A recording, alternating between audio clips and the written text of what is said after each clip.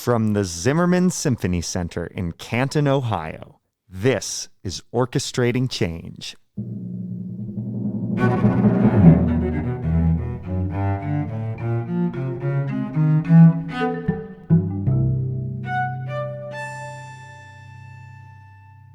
I'm Matthew Jenkins Yarashevitz, Associate Conductor of the Canton Symphony Orchestra. And I'm Rachel Hegemeyer, Manager of Education and Community Engagement. Welcome to our podcast, and thank you for joining us.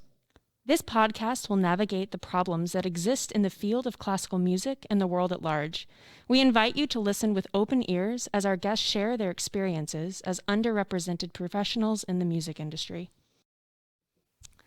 Our guest today is someone very near and dear to my heart. Three-time Grammy Award-winning conductor JoAnn Falletta is the music director of the Buffalo Philharmonic Orchestra. She broke one of the greatest glass ceilings in the field of classical music upon her appointment in 1998, becoming one of the first women to be named music director of a full-time American orchestra. She recently stepped down as music director of the Virginia Symphony Orchestra after serving in that position for nearly 30 years. Her guest conducting engagements have taken her all over the world, from Hawaii to Iceland and beyond, and include an appearance with the Canton Symphony Orchestra in 1993. She is a fellow alum of Mannes College of Music in New York City and is someone I am proud to call a mentor and friend. JoAnn Falletta, it is a joy to have you here today. Welcome to Orchestrating Change. Oh, Matthew, thank you. What a beautiful introduction. And I feel the same way towards you.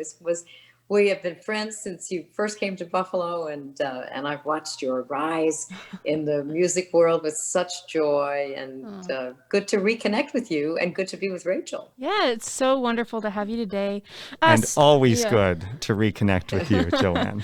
Yes, it's such a joy to have you here today. And I'm really excited for this conversation because I've had the joy to work with lots of wonderful conductors in my time, and only one of them was a female the entire time. So it's wonderful to have you here to get your perspective on the field of conducting. So to start us off, what led you to want to become a conductor?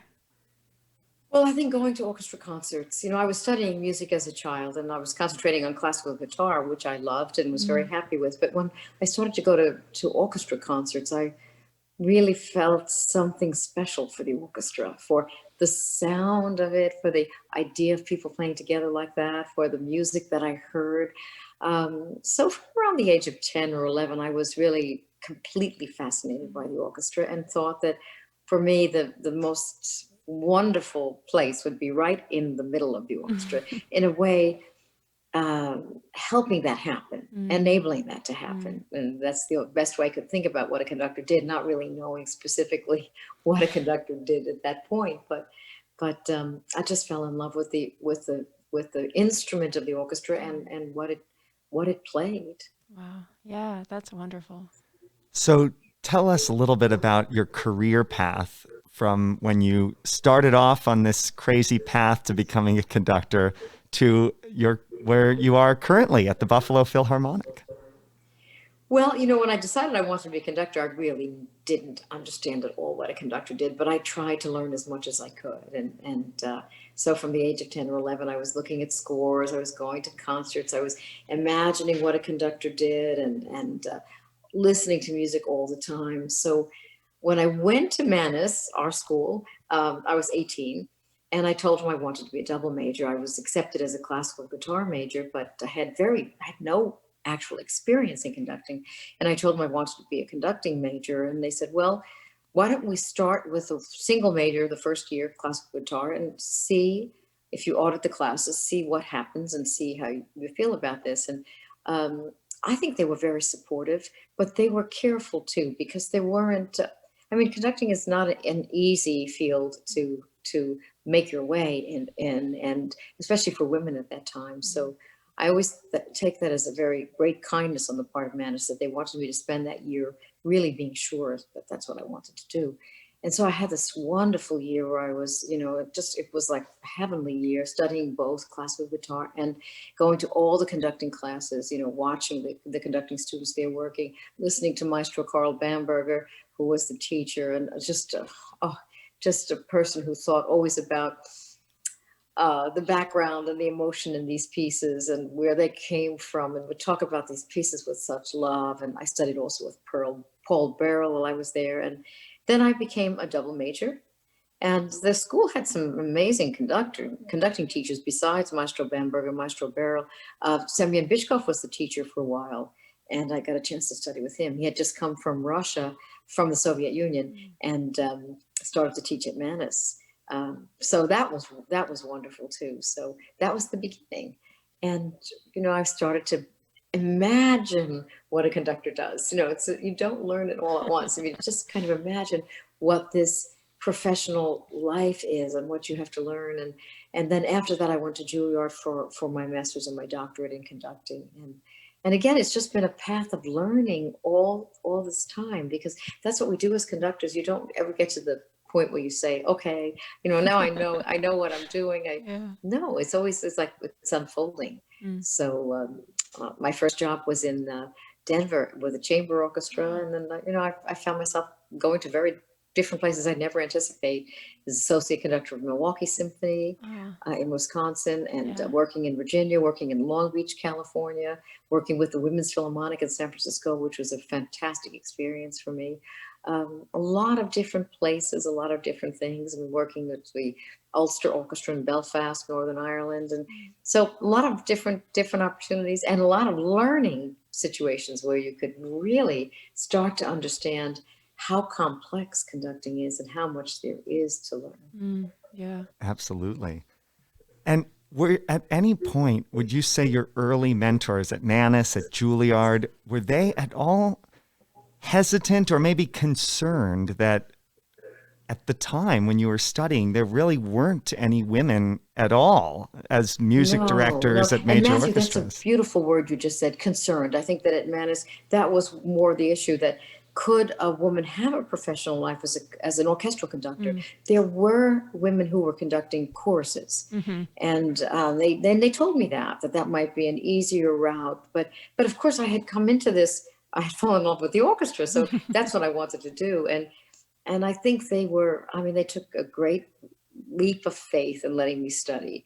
And without that, I would never have been able to learn how to conduct. So I'm always grateful to them. And I think there was some skepticism, of course. And even at Juilliard, there was some skepticism. But my teacher there, who was George Mester, believed that a woman could conduct. And he's not that he was easy on us. He was very difficult on all of us, on the group that I had studied with. But again, I would never have been able to do it without those two schools opening the door and helping me just see how much I didn't know and how much I had to learn, which I didn't find daunting. I found it fantastic that I had all that possibility of learning all these things. Sorry, I just had a follow-up question. Were you by chance the first woman to graduate from either Mannes or Juilliard with a conducting degree? I'm not sure. I don't think from Juilliard, because I think there was another. Yes, Victoria Bond did graduate from Juilliard. She was the first before me. So I might have been the second. She was the first. Wow. And Mannes, I don't know. Again, it might have been the first or the second, because they had a woman before me, I think. And I wasn't sure if they graduated or not, but it was still a very small minority of women. And people were just not sure it would work. I mean, and I understand that. I understand that. It was just so different. And the image of a conductor at that time was of an autocrat. I mean, it still was like someone like Toscanini or Herbert von Karajan, someone who, was on the podium with kind of a ruling hand, and there was a really autocratic feeling about that. And it was really hard to imagine a woman stepping easily into that role. Yeah. So I think it's really wonderful that you had people at Mannes that were so willing to help you along your way. I think that some people actually might find that surprising, just given how there are still a lack of female conductors in the orchestral industry. But I think it's so wonderful how supportive people were of you while you were going through schooling. Yes, they were. But yeah. it's still, I guess I thought then, Rachel, that there would be a lot more women conductors right away, that the door was open and, and Right. it would happen. But instead, it's taken a very long time. Yeah. And I think it's because our field of classical music is so traditional. It's very, well, just think about, we're playing music that people played 250 years ago. We're sort of still dressing in kind of, formal garb as they did, in their formal garb. All of the traditions are the same. It took a long time for women to even be accepted in an orchestra. Right. So, right. So I guess I shouldn't have been surprised that it took a long time, but I just assumed it would change quickly. And it's starting to change now in a real way, but it has taken a while. Right. Yeah. And after you graduated and you entered into this field, what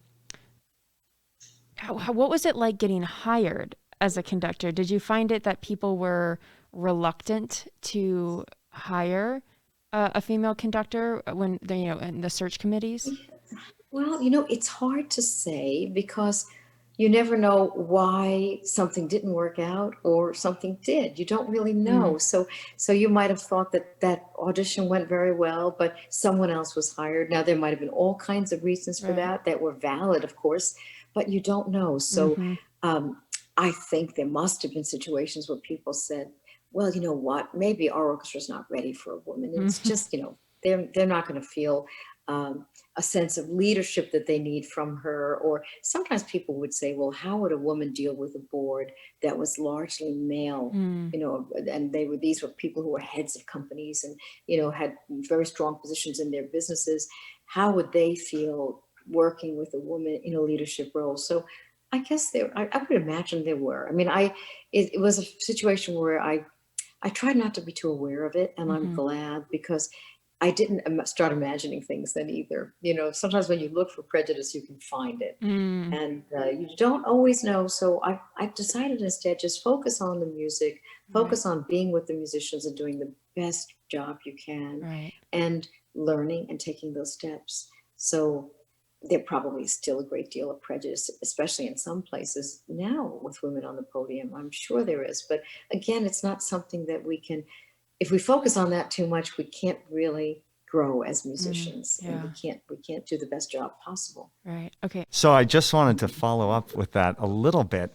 Would you say that in your earliest positions with orchestras, that at any point there was a more hostile or at least skeptical attitude from the musicians towards having you, a woman, on the podium? And furthermore, has the attitude changed over the decades?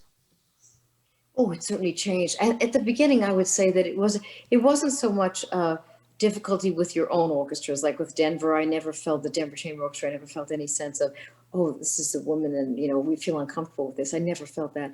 I started to become more aware of it when I started to guest conduct in Europe. And there it was less covered. I mean, they were astonished, to have a woman conductor in some ways. They were disbelieving that a woman could conduct. And I found that it took a long time to get them to sort of relax and stop thinking about it, especially in places like Germany and Austria, where there was just maybe a sense of resistance to it, because it never had happened before. And many of these orchestras had very few women in them too. So it was not a comfortable thing for them. But generally in the United States, I think, especially with orchestras with younger people, there was much more of an openness to it. And that was good. Maybe even 10 years before I started at Mannes, it wouldn't have been possible. I don't know, because I know that there were people like Antonia Brico and Sarah Caldwell who were really trying to have a career as an orchestral conductor, and it just wasn't possible. Wow. It just wasn't possible. I mean, even Margaret Hill has told me, it was one of the greatest choral conductors. She was the choral conductor for the Chicago Symphony and all the great recordings that they made. She was fantastic. She told me she always wanted to conduct an orchestra, but no one would ever let her. They thought she was a great chorus master and a great choral conductor. They would never let her conduct an orchestra. And so there was no way to fight against it then. Oh. So I feel like it was just the right time. And with Manus and Juilliard being open to it, I was able to do it. Yeah. So you ultimately got hired as one of the first female music directors of a full-time American orchestra, which was, unique of the time when you did get hired with Virginia. And I think, did you see yourself when that happened as a trailblazer, as someone who was starting maybe this ball rolling downhill of getting more momentum going, or were you just living in the moment? I know I was kind of daunted by it because I never really saw myself as a trailblazer, only because I didn't go out. I didn't set out to prove anything. Right. I wanted to be a conductor because I was in love with the orchestra and the music, and that was all. And I didn't necessarily believe that a woman couldn't, but I wasn't really pursuing it to say, aha, a woman can do this. That never really was much of my focus. It was really more on the music. So as I started to move through my career, that's how I focused on it, that I was doing the best I could and I was learning. When I got to Virginia, it was a full-time job, which all of a sudden seemed to be very overwhelming, because all of a sudden these musicians were counting on the orchestra for their livelihood. They had families, they had apartments, they had, this was their life. And everything that I did then seemed to me to be more important and have more meaning, because it was part of it was one of the main things in their lives. So it seemed like a terrible responsibility, especially since, as Matthew and you both know, orchestras are very fragile. There's constantly trying to raise money, constantly trying to, make everything work. And it's not easy, but being in that situation made me really start to think about the orchestra world in a different way, that all of a sudden I had the responsibility of being the person who could be an ambassador to the community, who could help the orchestra thrive and help the community love the orchestra. And that seemed very important to me. Yeah. So you do a ton of work with students. I was extremely fortunate when I was a master's student to be able to come up to Buffalo, I think 6 times when it was all said and done, and to assist you on your Masterworks concert series, as well as guest conduct on an educational concert. I also saw you conduct at CIM, Cleveland Institute of Music. So not just with your alma mater, Manus, but also other students. How important do you feel it is to mentor the next generation of classical musicians? Well, I think it's very important. And actually it goes in 2 directions, Matthew. I mean, being with you and hearing your perspectives on the music you were learning, and your love of Vaughan Williams and all the things that were very special about you, opened up different worlds for me too. I learned a lot from that. So when I'm working with young people, the enthusiasm and the rapid progress of as they learn a piece, from one rehearsal to the next, all of a sudden it's opening up and they get to the end and they really understand it. That's thrilling to me.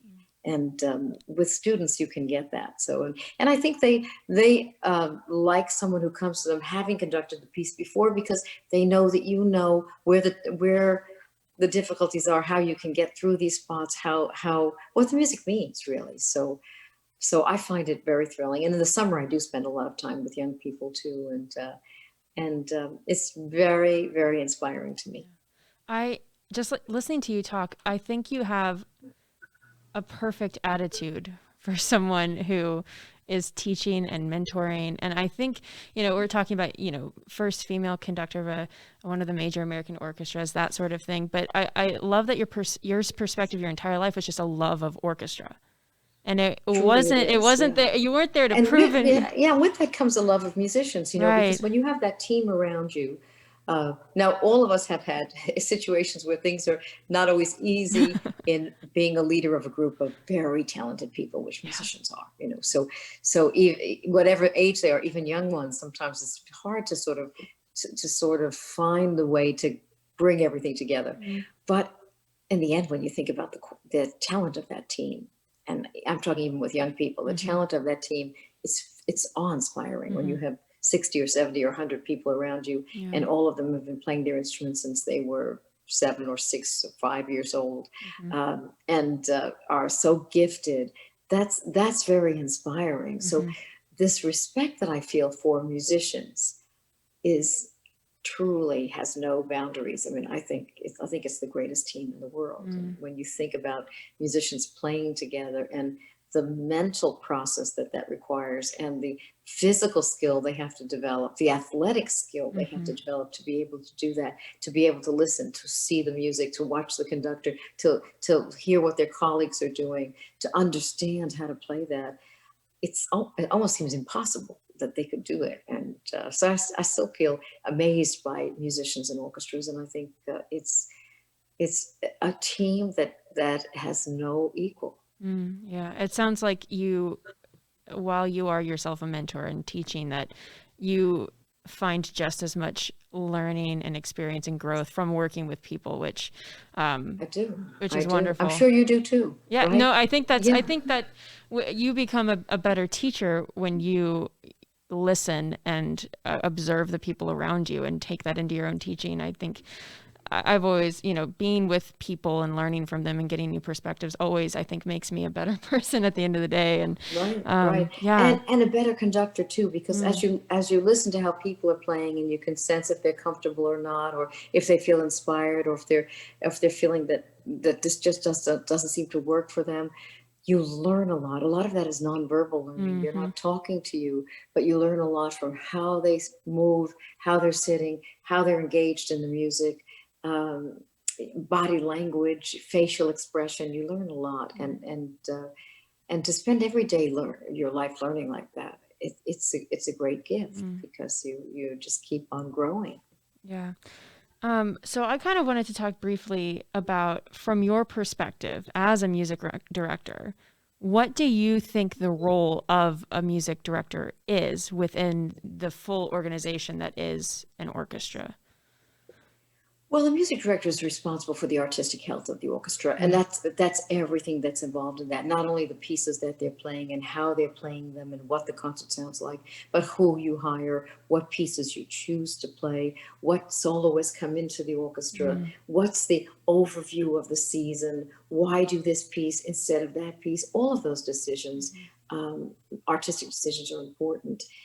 But then you have to coalesce the team around you, because very often when you're a music director, you're working with a marketing department and a development department and a finance department and the executive director, who may or not have a lot of musical background, but they love the orchestra and they want it to succeed. So bringing everyone together, that team, as a fulcrum where they're all unified around the orchestra, around the music, that's a big part of it. Right. And then you take that belief in the power of music and you have to transmit it to the community. Now, that's not true that you're going to get everyone in the community convinced that the orchestra is the most important thing in Canton or in Buffalo, Right. but you have to try to Right. spread the word, and to have them take ownership of that orchestra and take care of it, essentially, to value it. And as a music director, you spend a lot of your time talking to people and helping them realize how special this heritage is. Yeah, I don't think you could be a music director and not be passionate about Yeah. orchestral music. I don't think it would work very well. No. Yeah, I don't think you could be a Because many conductor. times you're the most passionate one. Right. You are the most passionate one, and you have to convince people. And when they talk to you, it's like, oh, okay, I'm going to give that a try. I never thought about it like that. Well, that sounds exciting. And then get them involved in the orchestra and its world. Yeah. So it's, being a part of the community. I think that's so wonderful. I'm not sure, maybe this is me speaking out of turn, but I don't feel all music directors share your same definition of what a music director does. I know, some music directors are very, very, I'm on the stage, I play the music, we pick the music, and they don't think about the mission or the community or the people in their community necessarily. Well, yeah, they're missing so much, I think, and I know that that's maybe more the case from conductors with conductors who've been trained in Europe, and in Europe there isn't maybe the need or the model that the conductor becomes very involved in the community, because essentially you're not a fundraiser. You don't need to be generally in Europe because a lot of the money comes from the government. So Right. it's different. You're a kind of a person who just performs and then, Yeah. doesn't get involved.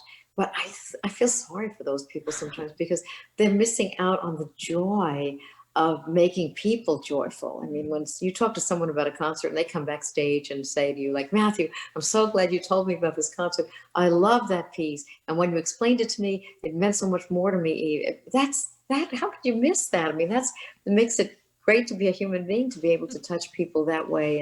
And I think that music directors who do that really feel, as you do, I mean, when you reach out to people, that it gives you so much more in return.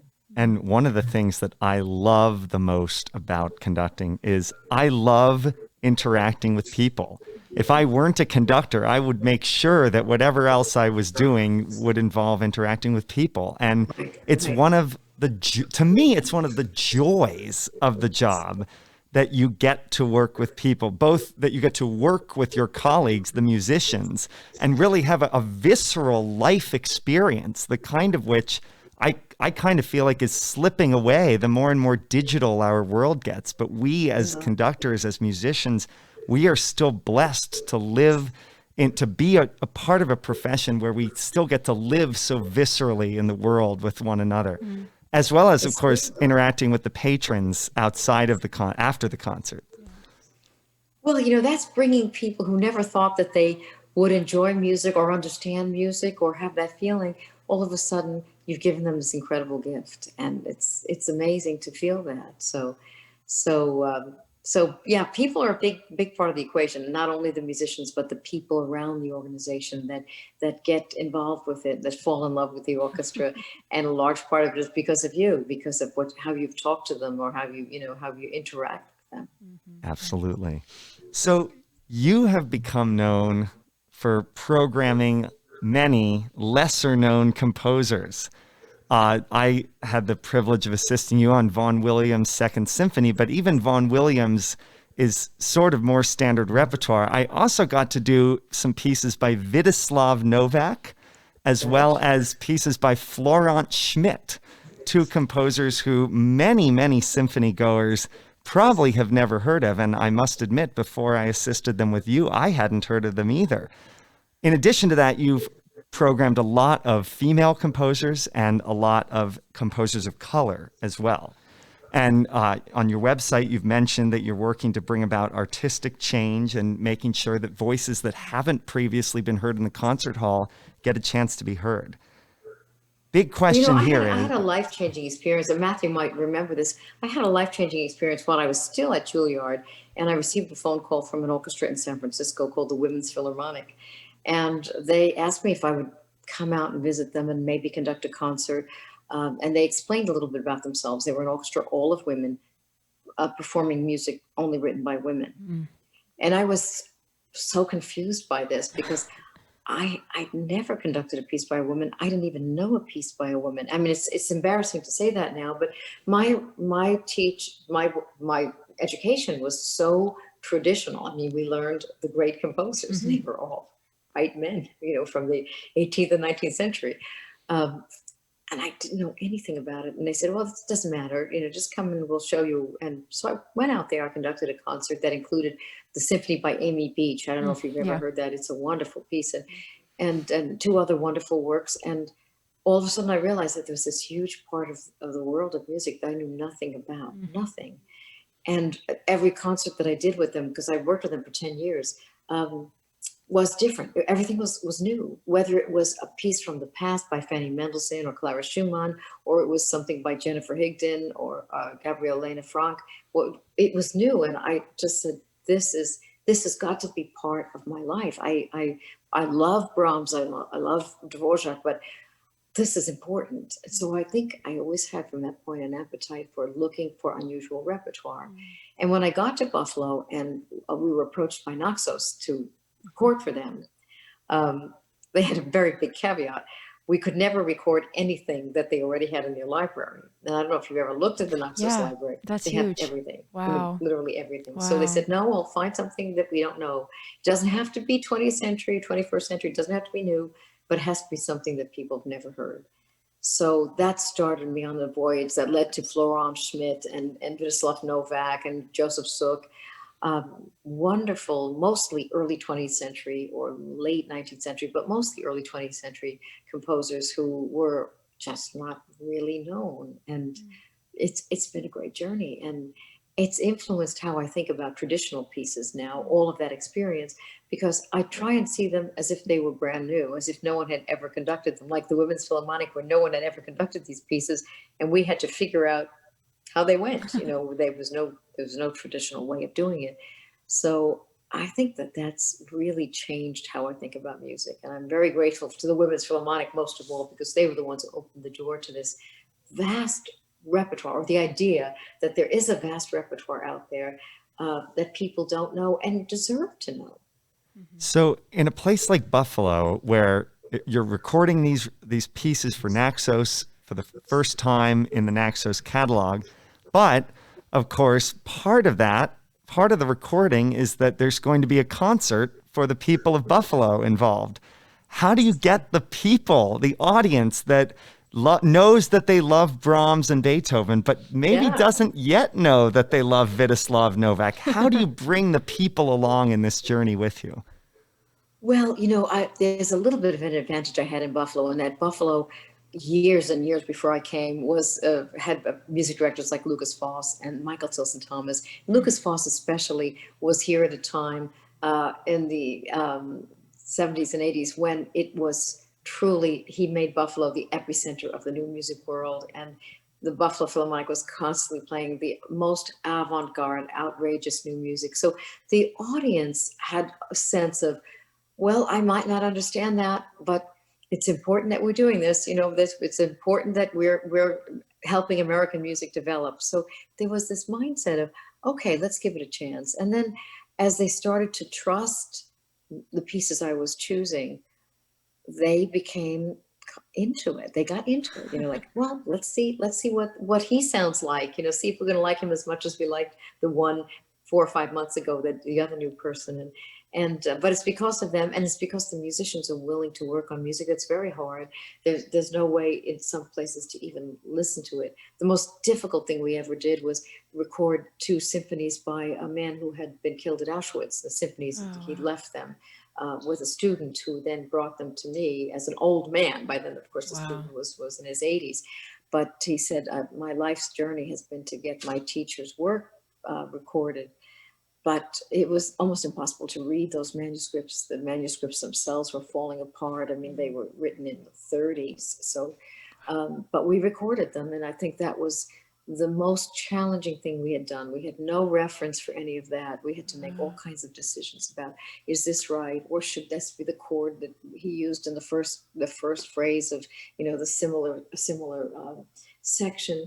But it was worthwhile. So, we believed in it, and we believe in it. So in fact, we have it right now just coming out, our second Florent Schmidt CD.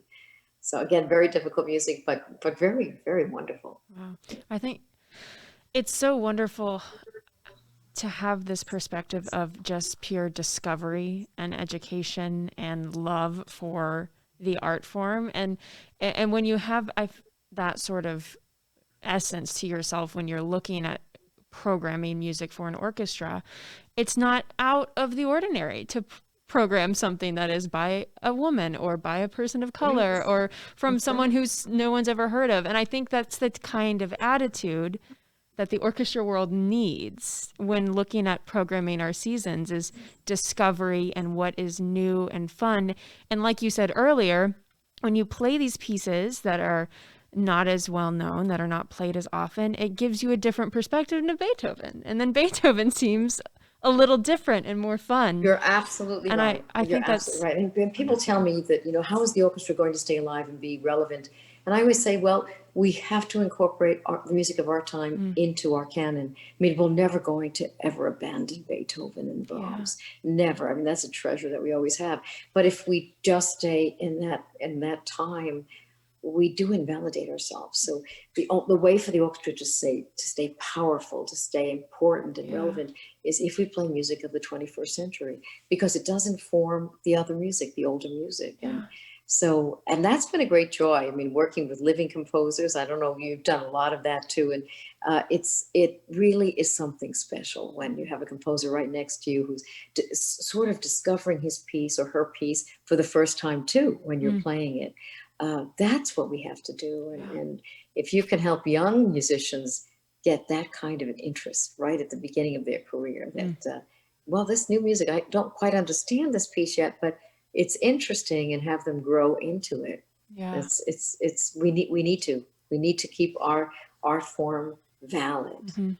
And I just was thinking, the art world, the visual art world, has museums and they have galleries, museums for the great masters and galleries for what's new and exciting. And if we in the classical music world only focus on the museum aspect, yes, we will enjoy many wonderful performances of our masters, our beloved composers of the past. But if we forget that gallery aspect, then we're going to cease to be a living art form where the old is still played and respected, but the new keeps things fresh at the same time. Oh, you're so right. You're absolutely right. And I'm so thrilled to hear you say that, because there are many people who are afraid to take a chance. And sometimes it is hard. You see a new piece, you're not quite sure what form it's in or how it's going to develop, but you go on that adventure, and you're maybe not going to love every new piece that you do, but there will be those pieces that you do love. And it's not only as a conductor, if you try and help young people, cellists, to say, find a composer whose work you like and play it, just be a part of his or her life, and be a part of the world today, because in a sense it is our voice, and we can't ignore that. People who are writing today are writing about our time, our world, our problems, and our vernacular. It's very important, and it's a joy. Absolutely. So we have experienced an incredible upheaval in the world of orchestral music, starting in mid-March with, of course, the COVID-19 pandemic. During this time, how has this time away from the regular routine of conducting pushed you as a conductor and as a musician? Well, the big thing is that I had more time to look at scores that I hadn't looked at, because for a long time we were not playing. Then we started to play back in September, and that was very joyful to come back together. But from March through the summer, we really weren't playing. But going along that, in that time, were of course lots of protests, lots of kind of reawakening in the United States about how we viewed each other, and I think that our orchestras have the responsibility and the joyful possibility of incorporating those voices. So I did a lot of studying about especially young women and men of color today, and what they're writing and how that could be incorporated into our programs. And found a lot of things, some things that I had done and that I knew, but a lot of things that are fabulous that people didn't know about. So that for me was an awakening, because I think that, the orchestras, we have the possibility, of course we can go out and protest, and that's fine too, but we actually have the possibility of creating something beautiful that's lasting. If we find a piece by Michael Abels or Joseph Boulogne from long ago, we find a piece that really is beautiful, and we perform it, and the orchestra is convinced and the audience is convinced, that's a big step forward. I mean, so we're doing what we do well, and we're bringing something to life. So. Both with the pandemic and with everything that happened, I had a similar experience. I got to discover this whole new world of music that I really hadn't even been aware of before.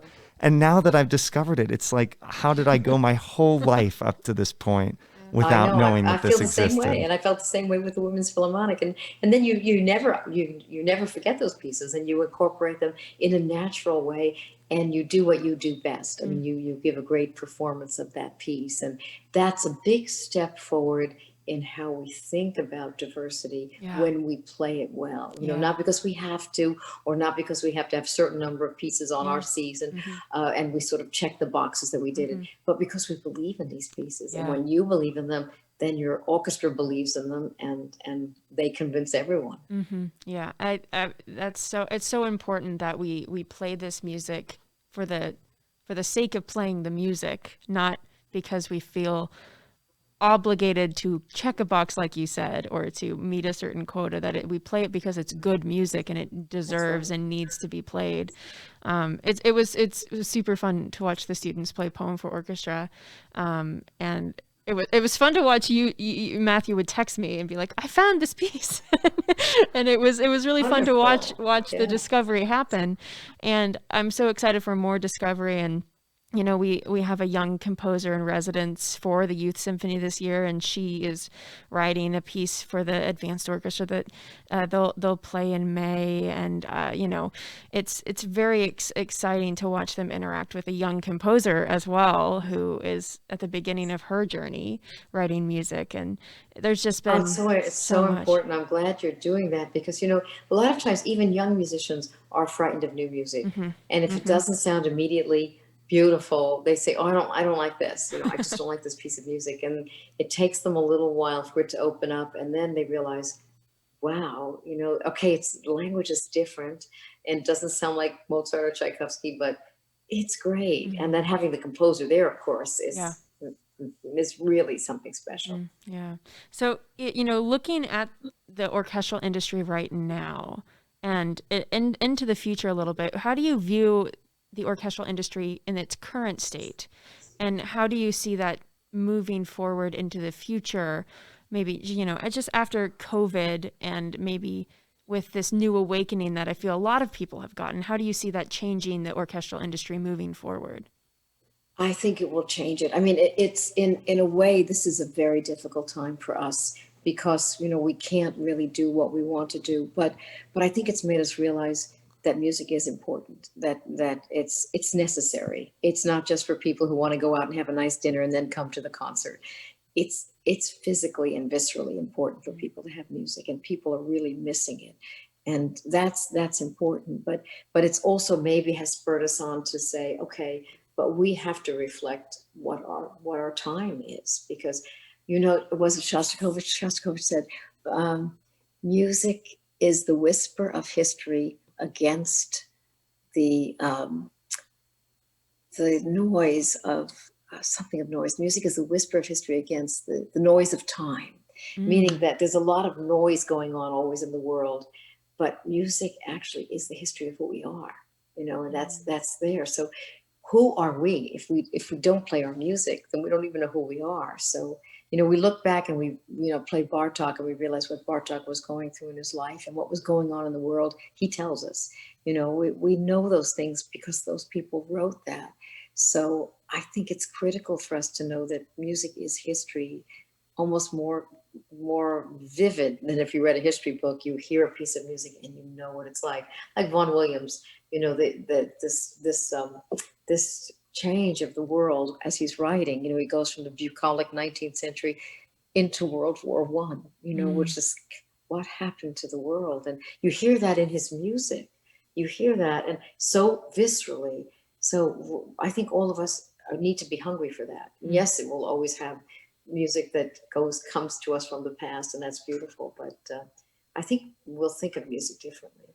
And we have to protect music too, because there are those people who say, let's throw out all the music of the past and never play it again. There's even people who say that Beethoven shouldn't be played because he was a white man. Well, Beethoven was the biggest revolutionary of all time. I mean, he was not for kings and princes. He was for the common person. They're missing the whole point. I mean, he was a revolutionary, and so we have to treasure that too. Yeah. But I think, let's hope this is true, that when finally people can come back to the concert hall, they will be so emotional and so hungry for that. And of course, partly it's being together, but partly it's being in the presence of that music, you know, which is not the same as much as we've all been watching a lot of videos and things, but it's not the same. Absolutely. There's nothing like hearing it directly from the musicians on stage instruments unmediated by any sort of electronic directly to your ears. The energy in the room is just impossible to replicate. Feel it. You feel it. You can feel that Absolutely. energy. So I have a question just about Buffalo going forward.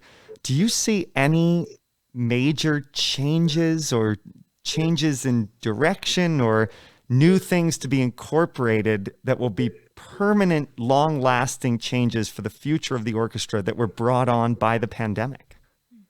Well, we are doing so much more visual work. I mean, video work and streamed work and tape work than we have ever done or ever even dreamed about doing. I mean, all of our concerts now are streamed. We don't do anything live yet, although we're waiting. But, New York has been very strict about rules. So we haven't welcomed anyone into the hall. We can come on the stage and work, but we have to film that and let people see it. So I think that maybe some aspects of that streaming is going to continue for people who can't come to the concert, or for students who are too far away and can't come to the youth concert, to find a way to actually have a valid and sort of real virtual experience where they can actually be a part of a concert virtually. So that's probably going to be something we'll always keep. No one wants to keep that like 100%. Everyone wants that to from going to the background, but we will keep some of it. We'll keep that possibility that we can reach people, maybe an audience that we haven't reached before, and bring them in. And of course, this whole new repertoire, that's going to be quite different for us. This new repertoire that we've discovered, and kind of our strength in writing history and in changing history, that we can do that. Again, we don't have to be people who are politicians or who are protesting. We can do it as artists. And I think artists have always made a very strong statement, and we can do that too. Absolutely. And we produced a virtual young people's concert this fall, which reached over 6,000 students in our area, where typically the concert at best reaches about 4,000, and that's even in a very, very good year. So the fact that we were able to reach as many as we did virtually has sort of opened our eyes as well to the possibility of, well, we do still want to have a live concert with a live audience, but the virtual component can allow even more people to be a part of it. Especially for rural school, especially for the rural communities who are much further away. Of that, that they need that. We've been making a lot of videos for schools, and I bet you've been doing this too, or you might like to expand on it, where our musicians are actually making a video about who they are and the violin, how they learned, how they play it, they demonstrate it, and then they make practice videos where the students can play along with them, even if it's scales or arpeggios. They play them, and the students can play along with them at home. So they're helping them learn how to practice. The speed that you practice, and then you move it faster, and you gradually get faster. And the music teachers have been saying that's been extremely helpful, having the orchestra musicians do these one-on-one videos, saying, okay, this is how you put the clarinet together, even at the most basic level, and then start teaching. Give these little podcast lessons that the students can actually play along with. Because the teachers are having a very rough time too. Really rough time. I mean, we felt a little bit of that with Youth Symphony being a virtual thing. Everyone's virtual, and really proud of how it's all come together. But it is definitely difficult to keep students so engaged when it has to be electronic. But I think moving forward after this pandemic, for those communities that maybe don't have money for buses or something, and there are a lot of them who getting an option for them where they don't have to come to you, that you can go to them, is going to be really important. But so in the few minutes we have left, our podcast is called Orchestrating Change. So I'll ask a very pointed question to that regard. How do we orchestrate change, and how can our listeners help us orchestrate that change as well? Well, I think we orchestrate change by helping young people, first of all. That's very important. The people are always asking, why don't we see more people of diversity in the orchestras? Oh, we should take down the screens. because we want to have change happen right away. But true change takes a long time. Just as it took a long time for women to be able to get on the podium, that took many, many decades. But true change will happen when people are willing to invest in young people, in those young people who can't afford music lessons so that they can afford music lessons, or can't afford maybe to go to a camp in the summer, a music camp in the summer that can be life-changing, to make it possible for them to go, to have a good instrument, to have good instruction, to play in a group, which of course changes your whole perspective on music, that your friends are playing music. That's what I'd like to see people doing, orchestrating change, going back to the young people. Now, and that's not to say all of those young people, picking up a flute at the age of 8 are going to be professional musicians, but they will be a better person because they played the flute. They will be a smarter person. They will be a more tolerant person, a more accepting person. So what greater gift can that be? I mean, they may be a better doctor because they played the flute or played the violin. It does affect who you are as a human being. So I think we need to go back and get right at the beginning of that stream. Don't try and change things artificially, but change things where it really matters.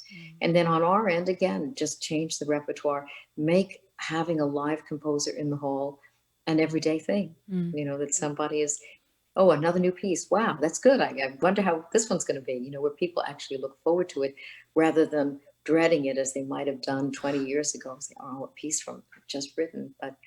But so we can orchestrate change. And I think we can do it more quickly than we think if we really concentrate on that and are open to it. And to your point about starting from the source, from the very beginning with young people, even if they don't become professional musicians, they're going to grow up to be educated consumers of classical music. And if they're not on stage, they're going to be our future audience, and they're going to be crucial to the long-term success as consumers of what we produce. Right. Well, and who's the most wonderful people in our audience? It's always the people who said, oh, I played trumpet throughout high school and college. I played trumpet. I don't play it now, but I love music. Yeah. Aren't those musicians who never intended to be professional, and they went on to be doctors or lawyers or accountants or whatever, but they know what music is, and that's changed their life, and it will change. It will change the health of orchestras as well. Absolutely. And with our youth symphony, the main goal is I want the kids to, in 20 years, wherever they end up living, be thumbing through their orchestra season and say, oh my gosh, Sibelius Second Symphony. I have the best memory of playing that piece in youth orchestra when I was in high school. I'm going to go to that. I'm going to bring my family and friends and share this experience with them. That is so true. That is so true. Again, not to make them professionals, because many of them have so many skills in other ways too that they can change life for other people. But music does change them. I really believe that. I always tell young kids who are musicians that you're so lucky to be a musician. You'll always be a musician, no matter what you do as a professional life. You will always be a musician, and you'll always have that way of looking at life. I think musicians have such tolerance for differences in people, because learning music, you learn there are many different ways of approaching anything in music: tempo, sound, color. You learn that, and it's good. It's okay. They have this tolerance for ambiguity. Like, not everything is black and white. There are all these shades of possibility. And those are the kind of people you want in our world, right? People who don't feel it's either me or you, but that we have a lot in common, and we have a lot to learn from each other. And music teaches that. Well, Absolutely.